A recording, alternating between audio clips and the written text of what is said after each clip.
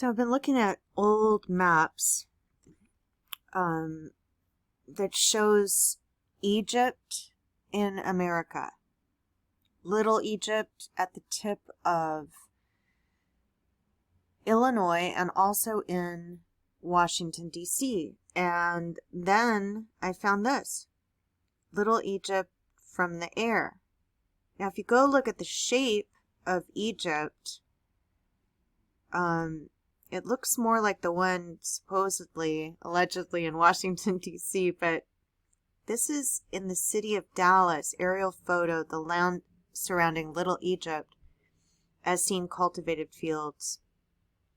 Okay, I'm just going to show you the pictures and get to the deed, the land deed. So someone owns Little Egypt. The heirs of somebody. So I'll show you.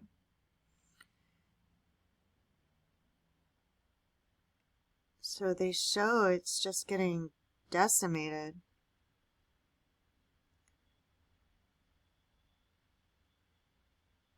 The landscape would begin to radically change within Egypt. So this looks like something else was here. I mean, I don't know if this is footprints of pyramids or what this is, but in the old maps I've been studying, there's a lot of pyramids all over America, which used to be called the land with no name. And I've seen the word America on Brazilian maps. I mean, it's just odd that we didn't know all of this. We weren't taught. So this just looks decimated. To me, it looks destroyed.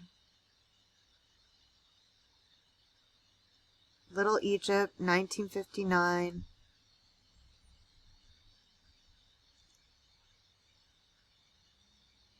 So they're just taking down whatever was here before. I'm sure there's older documents showing this, but these are pretty strange. I mean, this, I don't know what this is that we're looking at. It looks like, I don't think it's houses. I think it's something else. I mean, look at this. What is that? Is that, I mean, I don't know what I'm looking at, honestly, in this map. I've seen so many things on Google Earth, and it just seems, this one, I mean, if it was up in a mountain, I would think that it's something else, but it's like we're looking down on it, so I don't really know how to view this one. The growth, not only of Egypt's neighbors, I mean, they're calling it Egypt, and this is how I think the government gets jurisdiction, like claiming people are in different countries when they're really just on the land that they believed was America. But this is pretty, what is this? I mean, there's things getting built around here, but what is this? This looks like an ancient city to me that's just been decimated. Okay, there we go. It's gonna get exciting in a minute. Dallas County Plat Books. Mrs. of William C. Jackson. It says heirs of William C. Jackson. Grantee William C. Jackson. And you know how I've noticed that they change the name so many times.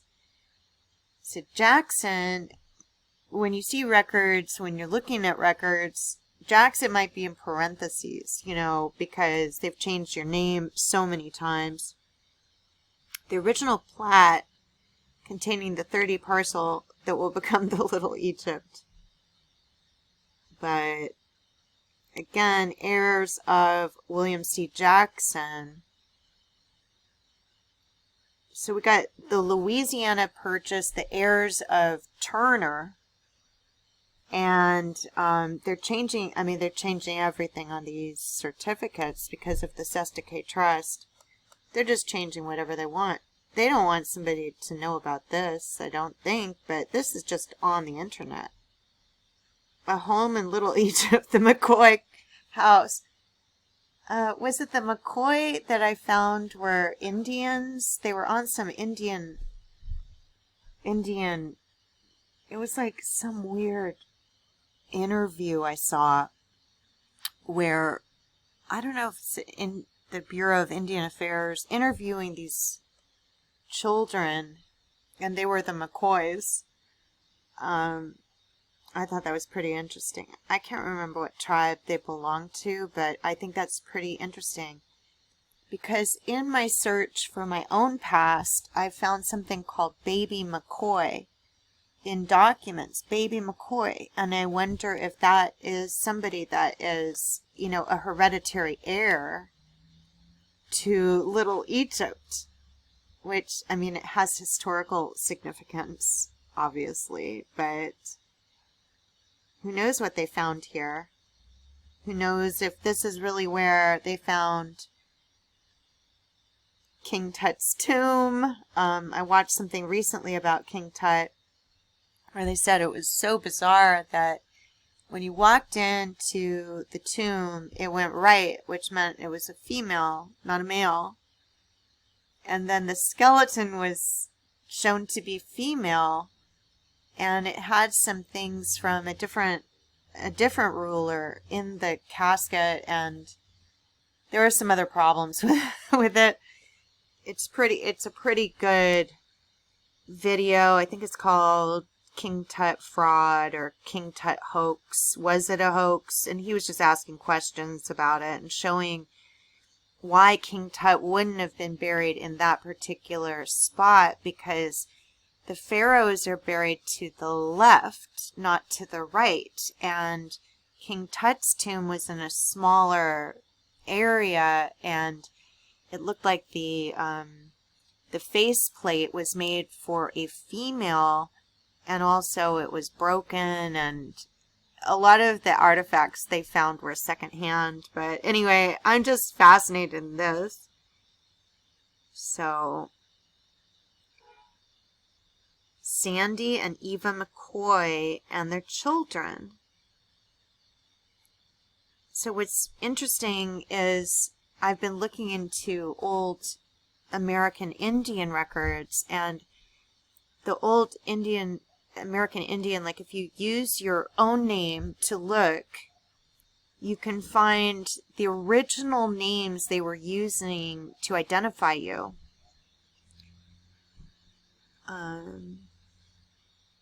So, a gallery of Little Egypt and paper maps. A.J. Jackson. We got Jackson, Ritchie, North Fuller. I don't know what that says.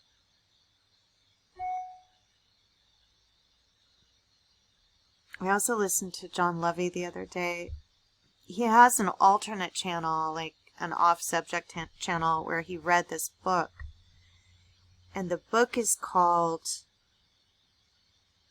The Smoky God.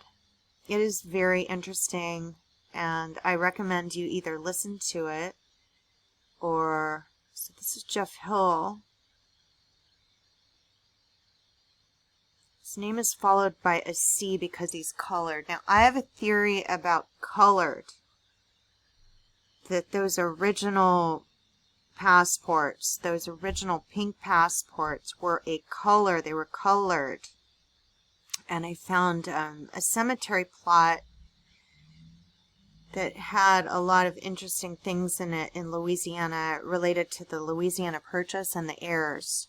And the Sesta K Trust allows people to be considered dead at birth or a year after their birth, even if they're not dead. So I found that interesting. So anyway, Little Egypt's project application, undertold historical marker funding, for an oft-forgotten but important community to be rightfully recognized and honored.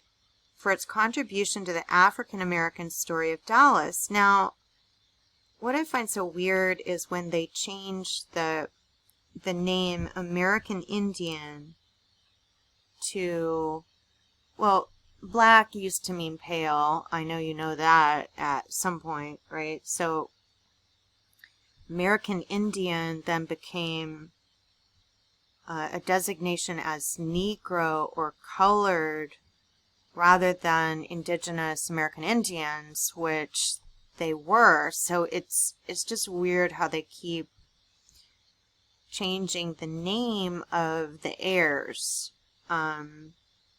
Little Egypt represents the history of Dallas in the Reconstruction period. Today, Little Egypt represents the story of a community engagement and fostering of a love of history and anthropology in the next generation.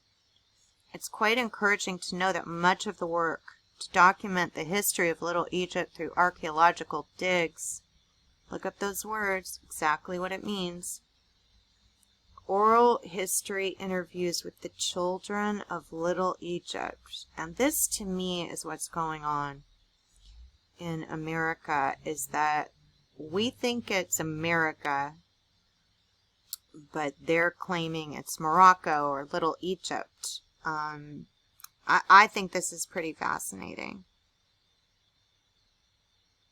So we got, it's prophetic that the former Little Egypt area is today a vibrant hub of our, why is it prophetic? I don't think it's prophecy. I think it's something else. They want this for some reason. I mean, it doesn't even look, the area doesn't even look that large, but it has historical significance that I guess different factions of the world are fighting over in a way, when it really belongs to these people, heirs of William C. Jackson. So, School District Rogers,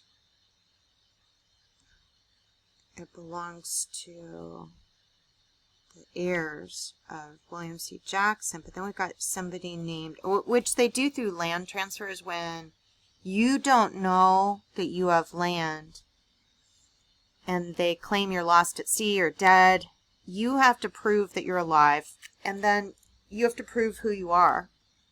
And so the government with 50 countries has been changing birth records to hide who owns this land right here that looks like, I mean, this is, I don't know what it looks like now. I haven't looked from the air, but this looks like something from an ancient civilization.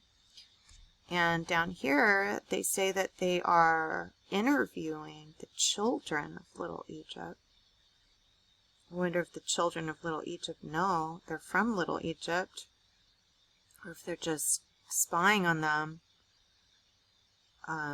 or interrogating them without their knowledge or consent. So that is a pretty weird part.